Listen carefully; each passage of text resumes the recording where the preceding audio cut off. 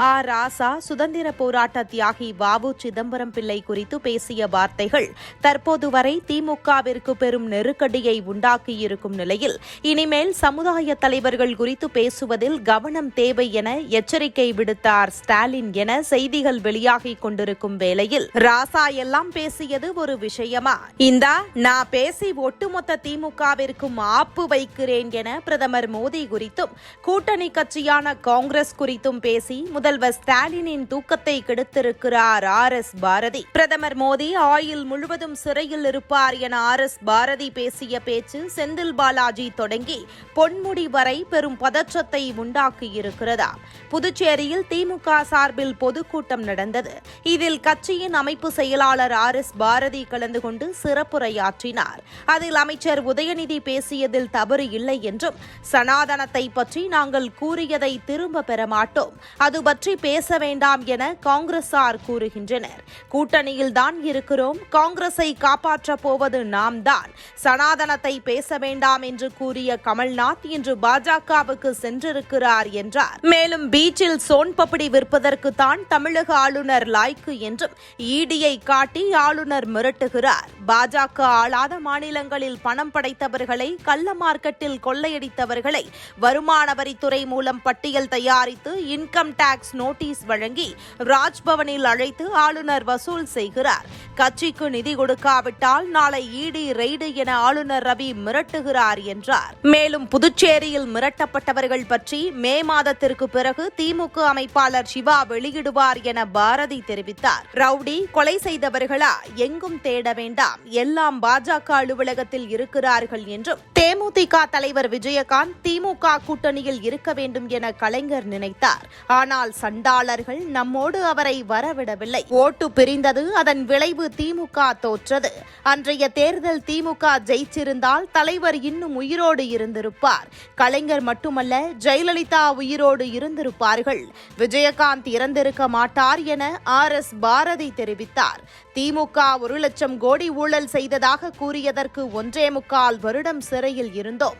தோளை தின்றவனுக்கு 1.25 வருடம் சிறை என்றால் 2024க்கு பிறகு ஆயுள் கைதியாகத்தான் பிரதமர் மோடி இருப்பார் என தென்னாலிராமன் கதையுடன் ஒப்பிட்டு பாரதி கூறினார்.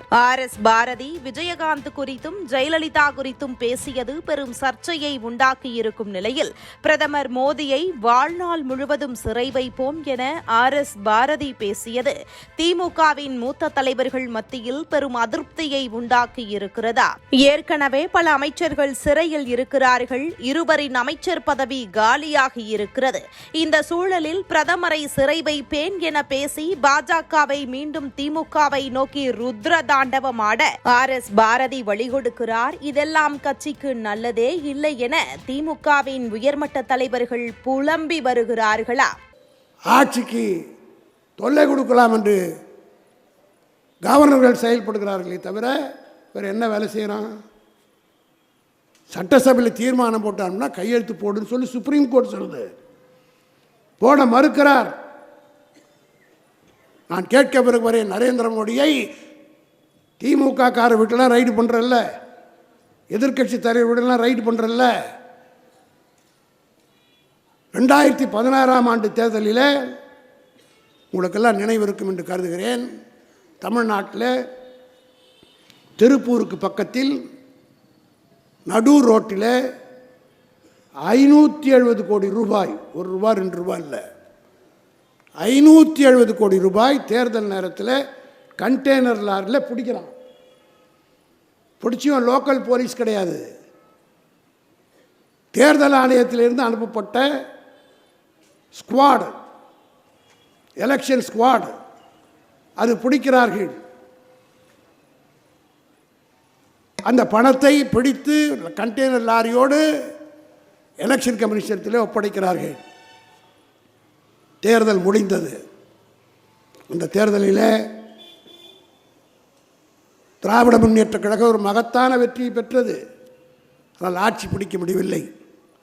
ஓட்டு எண்ணி இருக்கும்போதே மோடி ஜெயலலிதாவுக்கு வாழ்த்து சொல்லிட்டார். எந்நேர வேலையில் அந்த ஆள் வாழ்த்து சொன்னானோ பாவம் 6 மாதத்தில் என்ன போச்சு. இதெல்லாம் நேரம் காலம் பார்க்கணும், நல்ல உள்ளத்தோடு வாழ்த்தணும்.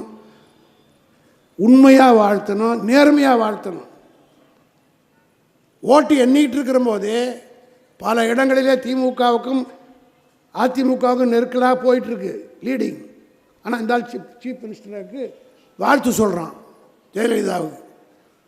சொல்லி அதனுடைய விளைவு நம்ம ஆட்சிக்கு வர முடியாமல் போனது.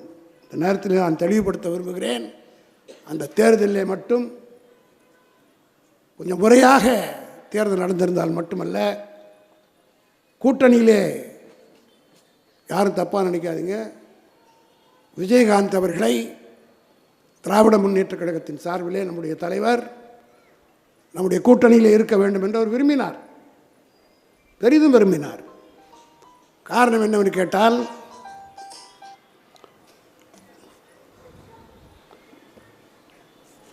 கலைஞரால் வளர்க்கப்பட்டவர் விஜயகாந்த், ஜெயலலிதாவால் பழி வாங்கப்பட்டவர். ஆகவே ஓட்டு சிதறாமல் இருந்து அத்தனை ஓட்டு நமக்கு வர வேண்டும் என்பதற்காக எவ்வளோ பெரிய தலைவர் கலைஞர். விஜயகாந்த் அவருடைய புள்ள வயசு கூட இருக்காது, மூக்காமுத்து விட ஒரு 7 வயசு சின்னவர். ஆனாலும் வயது வித்து பாசம் பார்க்காமல், கௌரவம் பார்க்காமல் நம்முடைய தலைவர் கலைஞர் சொன்னார், மரத்திலே கனி இருக்கிறது, அந்த கனி என் மடியிலே விழும் என்று நான் ஆவலோடு எதிர்பார்க்கிறேன் என்று சொன்னார். ஆனால் அந்த கனி வேறு இடத்துல விழுந்துருச்சு.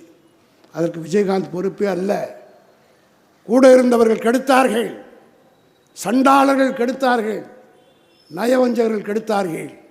அதனுடைய விளைவு நம்மோடு அவர் வராமல் போய்விட்டார். ஓட்டு பிரிந்தது. அதனுடைய விளைவு என்னாச்சு? திராவிட முன்னேற்ற கழகத்தில் தோற்றது, ஜெயலலிதா வெற்றி பெற்றாங்க. நான் ஒன்றை சொல்கிறேன், அந்த தேர்தலிலே மட்டும் கலைஞர் வெற்றி பெற்று முதலமைச்சராக இருந்திருந்தால் உயிரோடு இன்று வரை இருந்திருப்பார். சீஃப் மினிஸ்டர் என்ற அந்த தெம்பிலேயே அவர் வாழ்ந்திருப்பார். இன்னும் ஒருபடி மேலே சென்று செல்கிறேன், கலைஞர் மட்டும் உயிரோடு இருந்திருக்க மாட்டார், ஜெயலலிதாவும் உயிரோடு இருந்திருக்கும். இந்த சண்டாளர்கள் அந்த அம்மையாரை உட்கார வைத்து அப்போல்லோ ஹாஸ்பிட்டலில் கொண்டு போய் சேர்த்து 70 நாள் படுக்கையில் போட்டு, ஆனால் அதிமுக காரணமான ஒரு தலைவர் மேலே பற்றுடைய கூட்டம் உலகத்திலே யாரும் இருக்க முடியாது.